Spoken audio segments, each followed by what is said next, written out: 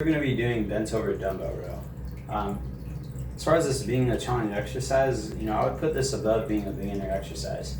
Reason being is you have to get into a position and hold it isometrically, and at the same time you're creating movement. So it's going to require a high amount of static strength through the legs and the hips and the low back, and just quite a bit of strength to maintain your posture. So that's the most important thing, and the posture is what will dictate your weight. So this isn't something that I want to try to jump up on weight very quickly.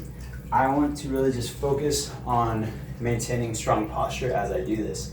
There's other exercises that we're going to be doing where you're able to load up the weight on the back, but this one we don't necessarily need to do so. So we want to move slowly. We want to feel the engagement through, you'll really feel it through the whole lower body, upper back, and we just want to maintain our posture. Alright, so let me step back a bit so you can see just a bit better. So I'm going to start with my knees slightly bent. From here, I've already engaged my core. What I'm going to do is I'm going to push my hips back.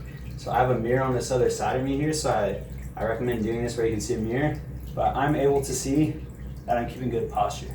So this position here, we call this tabletop position, okay? So this is where I want to be, okay? This weight should be just fine for me where I'm able to row and maintain that tabletop position, okay?